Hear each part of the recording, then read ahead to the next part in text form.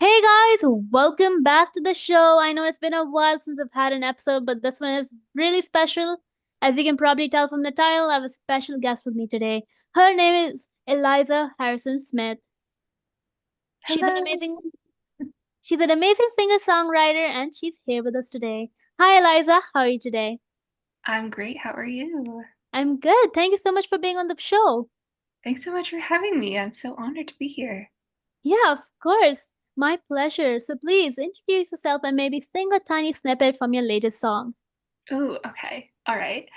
Well, my name's Eliza Harrison Smith. I am a indie pop singer-songwriter.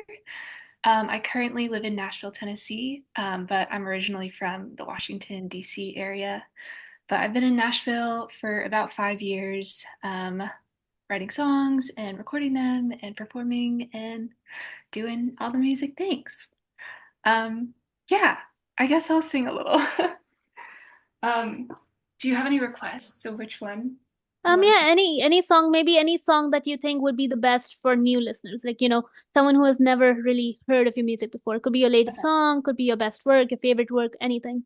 Cool. Well, this is one of my favorites. It's a newer one. It's called Bring You Down. I don't wanna bring you down. I don't wanna freak you out. If I say it all out loud, we'll be under the same dark cloud. I've got a heavy heart these days. I know you try to hold away. I should let it go, but I don't know how. I don't wanna bring you down. Oh my God, that's so beautiful. Thank you. I mean, I've heard this song before, but every time I hear it, like just the melody, oh my God, it melts my heart. It's so beautiful. Oh my gosh, thank you so much. And like, I remember when I was like, when I reached out to you, right? I promised myself no fangirling during the episode, but I cannot help myself if that's the songs you write and that's the music you put out. Honestly, it's amazing. Oh my gosh, thank you. You're so sweet. Yeah, I mean, for a moment I was like, does she have a mic? Like, how's that so clear? Because like normally, like when you have the person saying spontaneously, right? They their voice is like, they sing it in their own style. It's kind of modulated, it's different. But the way you sang it sounded so much like the recording. I was like, whoa, that's amazing. You. I've sang it a few times, I gotta say. So, how did you decide your EP's name? I know you have a new EP coming out on Jan 31st. Yes, I do. Yeah, so my new EP, it's called The Way I'm Wired. And it comes from a lyric from one of the songs, which is not out yet, but it's a song called Supposed to Be Happy. And the lyric, it says, like, is it just the way I'm wired? And I think it kind of encapsulated like the whole project for me. I think all of the songs are kind of, introspective and honest and vulnerable and are talking about like this is the way I am. Like, is this the way that I always have to be? Can I change? Can I grow? All of that. So yeah, I kind of just felt like the way I'm wired, like just encapsulated like all of the themes of the project. Yeah, I guess. I love that. I mean, like, it's always nice to like have, because like I know there's always EPs where like they have names as their EP title, like Ash, for example. She had one as it was called Ray, I believe, and then another one called Ash itself, Mhm. right? So I really like the concept of how EPs really shape the way we think about the music, because Yeah. when I heard the title like earlier on when I saw it on Spotify, I was like, this is gonna be a very interesting, seem very like, retrospective and really like a whole journey of a person, the person being you. And so I really like the concept. So that's really cool. Thank you. I appreciate that. So, considering that this is like, very personal topic for you and it's a very like moment for you to like understand and reflect on your past life or like the things that you're doing now. For you, does the melody come first or does your story and your lyrics come first? I would say, especially with all of these songs, the lyrics have come first, or just kind of like the general concept or the title for the song. Um, Yeah, I generally approach songs that way where I start with like a title or maybe a few lyrics. So I have kind of like an idea of where I want it to go lyrically, and then maybe we try to find like some chords and a melody that kind of like match that feeling. But yeah, I would say it normally starts with the lyrics for me. Honestly, that's like the first time I've heard that. And I'm so happy you say that because I finally have a buddy who's like me. Because like for Cool. me, like I write lyrics first as well. No way. That's so interesting that that's like a rare thing. Yeah, and I don't know, for me, like I write the lyrics first and then I figure out the melody afterwards. Hmm. And it's just kind of strange. I mean, like listen to music while like I just listen to instrumentals while writing songs. Like for example, I wrote like an quote unquote love song or whatever Hmm. to the beat of Claire the Lune. Oh, cool. And then I tried to write like a very unhinged kind of like, TV references and a lot of those kind of things for a rock ballad. And then that rock ballad was kind of like I was listening to SDP Interlude, the instrumental version, to kind of Oh, figure out what I want to do because it was just inspiring to understand how all these artists are able to kind of combine and you end up making something that's not even to the tune of the song. Like the tune is separate, but like the lyrics come from hearing music, if you know what I mean. totally. Yeah, that's such a cool way to do it. I think I sometimes use that as like a little songwriting exercise where like if I love a song, I'll try and write something different over like that song's chord progression or something like that. Yeah, it's such a cool way to like get inspiration for new stuff. Absolutely. And also that's where like karaoke's come in, right? If you're not a player, like an instrument player, like I play the piano here and there, but if you're not a player, you can always use karaoke, which is like the bass line for the song, and that's how you sing songs when you're out at parties, out places and trying to Mhm. sing, right? And so when you just listen to karaoke, it's almost just an instrumental, or you can listen to vitamin string quartets, and it provides you like a different perspective on how to go about your own music or your own style without generally quote unquote copying. Because I mean, with music, there's no such thing as copying, unless of course you're copying the same melody, you're copying the same everything, like in lyrics. That's basically straight up just copying. But with chord progressions, as Ed Sheeran has mentioned several times in his interviews, right? There's no such thing as copying in that sense because every song pretty much covers the same chord progressions and there are only so many. So that's one thing that I would say is true.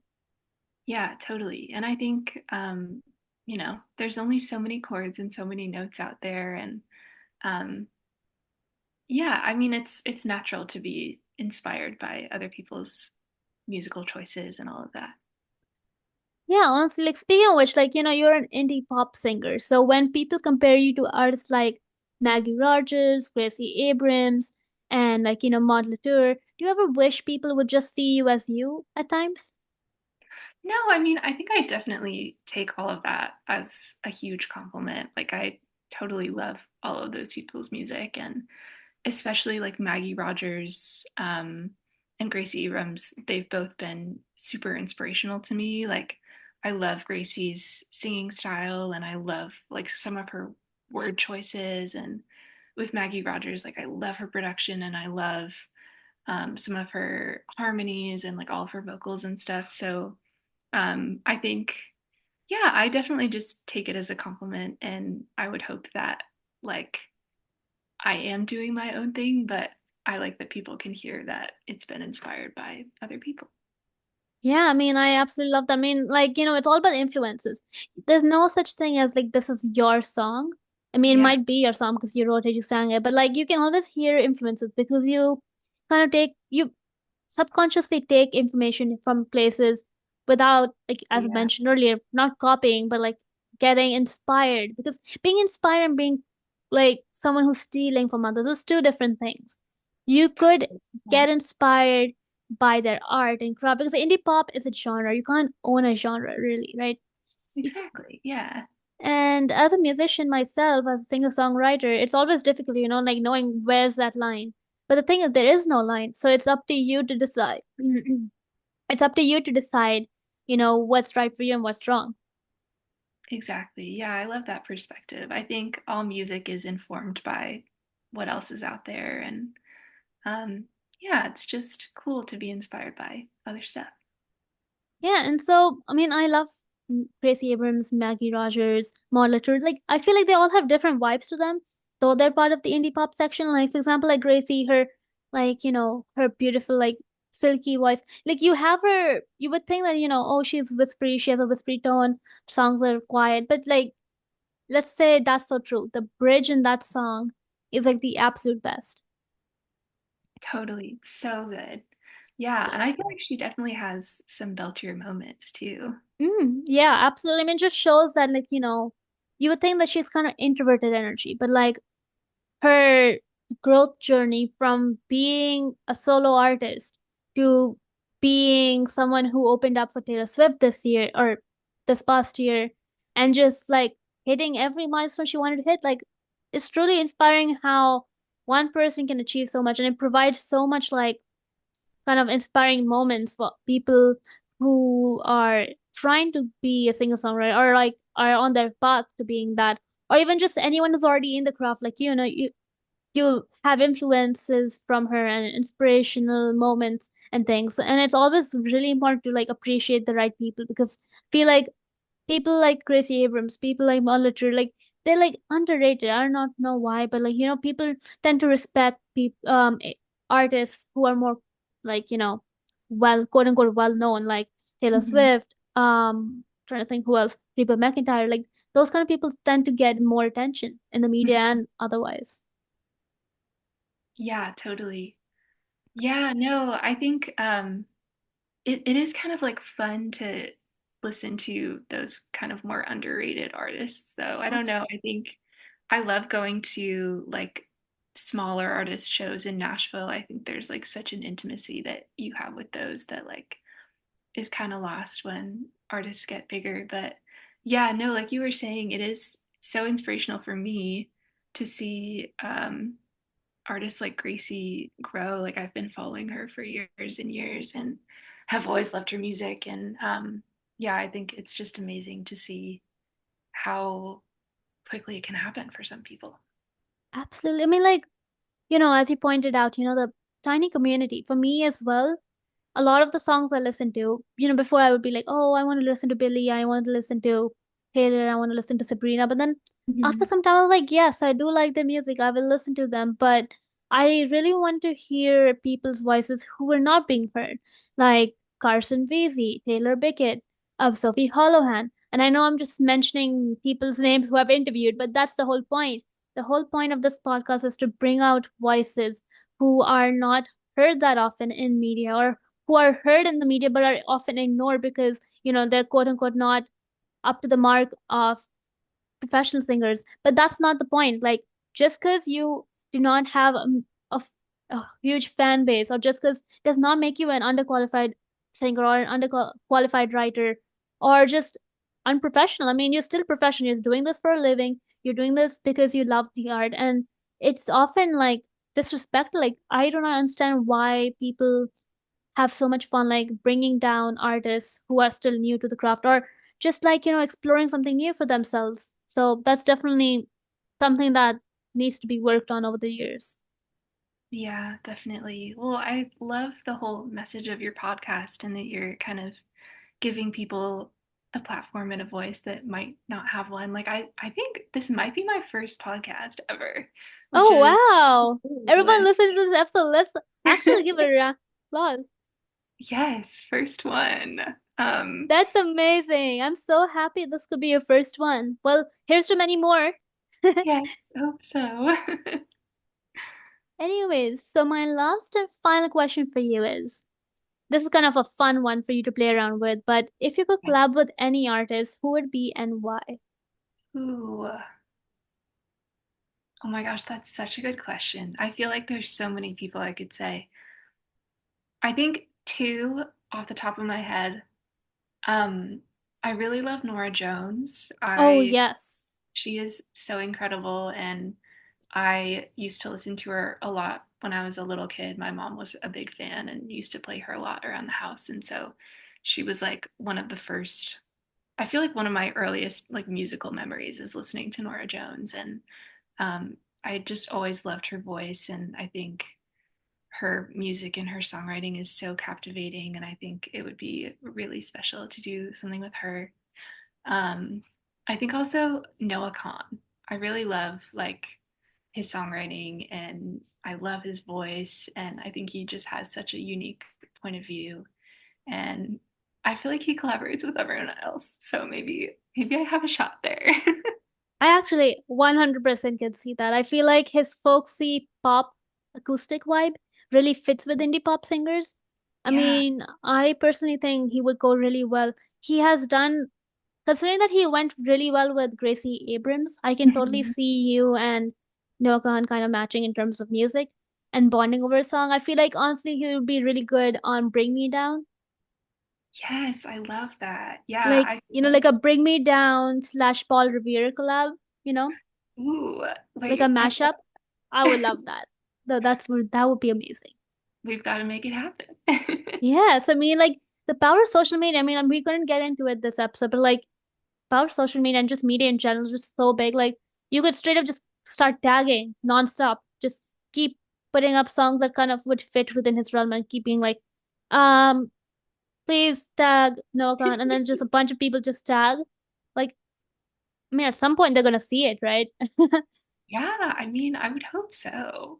No, I love that idea. Yeah, I mean, like for me personally, that's what I've been doing for like almost every song. Like if I really, I mean, I'm still starting off, right? So I'm not really, put out a lot of music.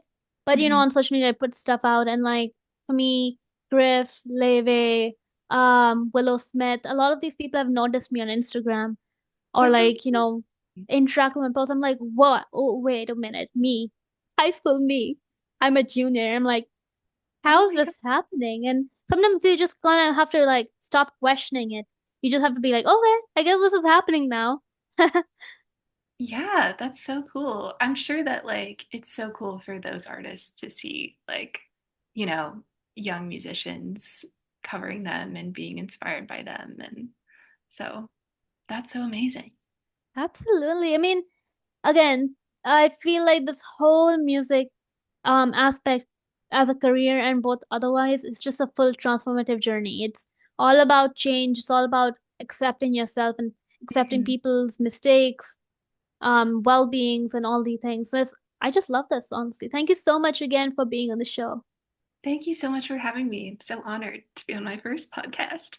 Yes, and I'm so excited to hear your EP and everything else you do in the future. And I can't wait to hear you and Noah Kahan and Nora Jones collab one day. Maybe it'll be a three-way. Yeah, three way, like all of them on one. That'd be great for all of you. Honestly, Yeah, I would love to see that. I would love that. That's amazing. Anyway, so finger crossed for you, manifesting this for you, and I look forward to everything you do. And thank you so much. Thank you so much. Thanks for having me. Thank you so much, everyone, listening to this episode. I'll see you all next week.